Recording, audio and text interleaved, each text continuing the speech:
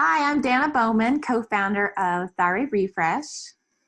And I'm Ginny Mahar. I'm the other co-founder of Thyroid Refresh, and we're so excited to be here today with our very own Katherine Watkins. She's one of our key team members and is our transformational health coach. So Katherine, we're so happy to be here with you today, and we're really excited to introduce you to everyone. Thank you. I'm so happy to be involved in part of your amazing project. Great. We're glad to have you. Just wanted to mention that Katherine and I have been chatting across the pond, across the water for several years now. And so this is kind of like a dream come true for both of us to be working together. When we first met, she was in the UK and I was in Costa Rica. And we knew we were going to work together someday. So this is just fabulous to have you with us. We want to get into your story, and we want to talk a little bit more about how we came to be with Thyroid Refresh and you on the team as an expert, starting with a little bit of your education. Can you tell us some of your background and your certifications and all that good stuff so everybody can know what you're about? Sure. So I haven't always been in health. Many moons ago, I was actually a commercial litigation attorney. So, a very, very different kind of place from where I'm at now. It was, very, very high stress corporate career, no time off, wasn't very healthy. There was a lot of work and there was a lot of play. There was a lot of going out, entertaining, drinking with clients and this kind of thing. And I think I kind of drove myself into the ground with stress. And then I kind of realized I needed to make some changes. And that's when I got I gave up my job and I moved to Mexico. And then I started studying to be a holistic health coach there. Unfortunately, I was only half of the way there, and I was a bit healthy, but I was being a bit too obsessive about it. So I was dieting a lot, I was exercising too much, and I drove myself into the ground. And that's when the real health journey started. And that's when I started to study, functional nutrition and all of the other things and get things back on track. So tell us a little bit about your story with Hashimoto's. So the Hashimoto's was really interesting. As I mentioned to you just before, I'd already had a few health issues through chronic dieting and over-exercising, and I'd fixed, some kind of metabolic damage issues, but I didn't realize there were probably a lot of, underlying imbalances that were still going on. And I had a very, very big, it was a stressful time in my relationship. There's a lot of stuff going on and just a very intense short period of stress, couple of months probably. And I just noticed that things weren't right. I lost all my motivation. My hair started falling out. I was putting on weight. I was crying all the time for no reason. I felt like I had permanent PMS. I was trying to play tennis and I could only last 5 minutes on the court. And I knew that, something was really wrong. And so I went to my doctor, and deep down I knew I had Hashimoto's, because I was already in the industry and I was dealing with this every day, but it's different when it's you. So I went to the doctor and, sure enough, he said, yeah, you do have Hashimoto's. And he said, but, don't worry about it. He said, there's nothing we can do about it. Go away, come back, and when your thyroid's bad enough, we'll give you thyroid hormone. And that was the end of the story. And, in my head, I was like, well, I know how to heal from this. And I said to him, have you ever seen anyone drop their antibodies or go into remission? He said, no, never. And I said, well, I plan on being the first.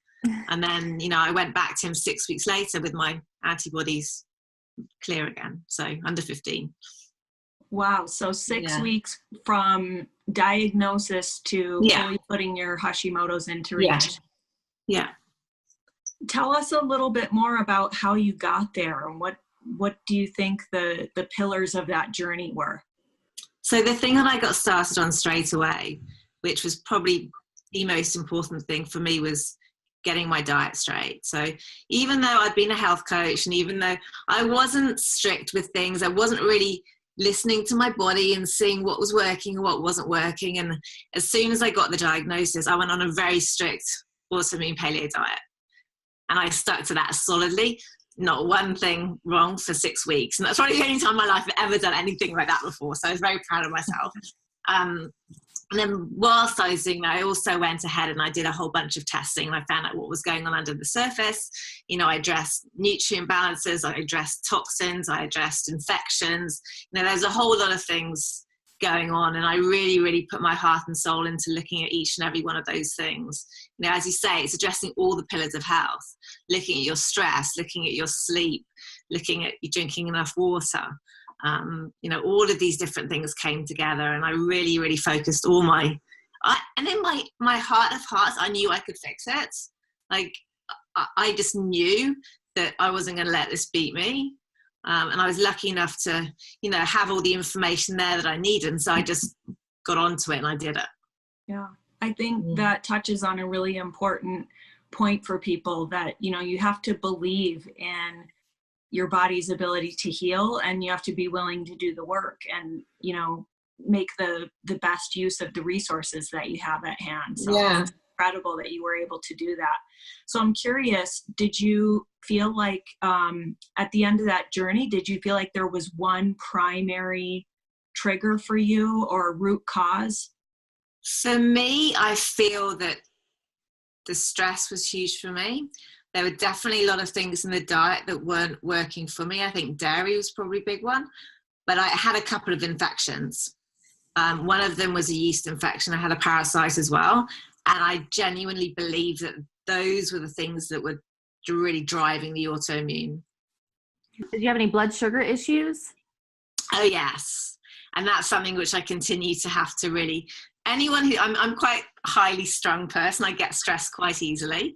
And so that's something which I really focus on, is my stress management. But, you know, as you probably know, when you get stressed, that affects your blood sugar a lot. So this is something I work very, very carefully on, is making sure that I don't skip meals. I have balanced meals all the time. One of the main signs for me that I wasn't well, that I didn't know at the time, because I didn't know there was anything wrong with this. I thought it was normal. But I was waking up every night at 3 a.m. in the morning to go and pee. And I thought everybody did this. And when I found out this wasn't normal, and it was a sign of my blood sugar dropping at 3 o'clock in the morning, I knew that this was something I had to fix. And the first night that I slept through the whole night without waking up, I woke up in the morning and yes, because I knew that I'd fixed myself. So it's a breakthrough moment. Yeah. That's I amazing. didn't know that was possible, to sleep through the night. Yeah, going to the bathroom. I know, me too. Wow. Yeah, it's a great moment. I didn't quite believe it the first morning. I think actually the big yes probably came the second morning, because the first morning I was like, did that really happen? Or was that a dream? Maybe I went to the bathroom and forgot about her. Let's wait another night, and then it's the same again the next night. And then I was really, you know, jumping for joy. That's fantastic. So, as you know, Katherine, we just did this huge survey for our audience, and we found out that a lot of people are really new to just implementing diet and lifestyle changes. You know, maybe they've been diagnosed for a long time, but they've just been following their, you know, conventional medical practitioner's advice. Yeah. Or maybe they're newly diagnosed. Are there maybe can you give us 3 things that you would tell people who are wanting to take the first steps on a journey of, you know, attempting to try and help, you know, optimize their health with additional measures? What kind of things, what kind of advice would you give to those people? Definitely. So as a preliminary thing, I mean, you and I were talking about this, you know, a little while ago, but belief that you can heal. So that's the most important thing. You need to trust in your body's process. You can heal from anything. Like, I genuinely believe that. So that's the first thing. So then 3 tips, 3 things that I think everybody needs to really look at if they want to get better, is diet is super, super important. You know, optimal diet, I would definitely recommend autoimmune paleo. At a very minimum, I would say cut out gluten and dairy. It's going to make a massive difference. The next thing is get some testing done. You know, you really need to find out what's at the heart of the autoimmune reaction that you're having. It could be anything. It could be some kind of infection, so you could get some stool testing. It could be some nutrient deficiencies. Some blood testing is useful. You need to get a really, really complete picture of what's going on, so that you can know what direction to go and to try and tackle some of those, you know, things which could be driving the the condition. You're a FDN, right? A functional Yes. diagnostic nutrition nutritionist. Yes. And so you can ask for those and request those tests and things, right? Is there something That's else right. more That's that you can do with that certification? I mean, what all testing are you allowed so to? basically what I do, FDN is functional diagnostic nutrition. Basically what we do is we use clinical testing. We don't cure disease. That's the job for the doctors. What we do is we use the testing to uncover healing opportunities. Okay, so we can look at underlying imbalances in the body. We can see maybe, you're missing a bit of nutrition here, or maybe, this shouldn't be there, and we can deal with this infection and so forth. But you can get a lot of information from testing, and it's very, very powerful, especially when you correlate that with the symptoms that you're having. Yeah. And number three, the most important one for me, certainly, I think, has been stress management, because I'm like a stress head, type A, driven, always doing too much, can't sit still, very reactive, like this all the time. Having to actually knowing that I wasn't going to get better unless I got a handle on that was a real challenge for me. To be honest, the rest of the stuff was easy, like the diet stuff, the testing, that was all super, super easy. But having to manage my stress, that was a real challenge. So I learned how to meditate, and I still do that. And when I miss it, I notice. For me, it's the one thing that if I do it, then everything else falls into place. And if I skip a day, it's not so good. So meditation is key for me. Learning how to just see situations differently. We can't remove stress from our life. We're always going to have stress, but it's the way that we perceive that stress that's going to determine whether or not we let it affect our health or not. And I made that decision that I wasn't going to let the stress affect my health anymore. And so I learned how to take that step back, take a deep breath, look at situations a little bit differently, and just move through it peacefully and calmly. That's so key. Is learning how to actually manage it and move through it, because there's no way we're going to get rid of all the stressors. Exactly. Right. Danna and I always talk about that. You can't remove the stress from your life, but you can change how you respond to it and how you manage it. And but as Katherine said earlier, you can't. Sometimes there are some things you can do to remove some stressors. You want to just share that really quickly before we sign off?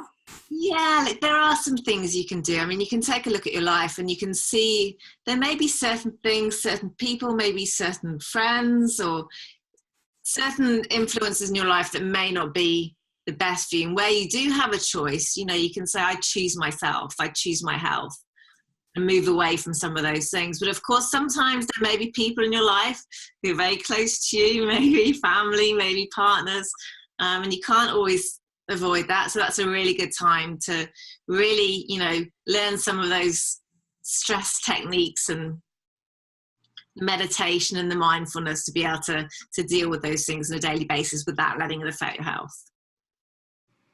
I think those are really great key points. So thank you so much, Katherine. It's been wonderful chatting with you, and we're so happy that you're on this great adventure with us, and we can't wait to continue and to share your brilliance and your knowledge with our audience, and we can't wait for them to get to know you. So I'm so happy to be here, and I'm really excited for everybody who's starting out on this journey, because the amazing thing is when you have this community of people all working together, anything is possible, and there's so much information out there, and our body knows how to heal. We just need to do the little things, get into the right little habits, and we can all get better. So it's just amazing.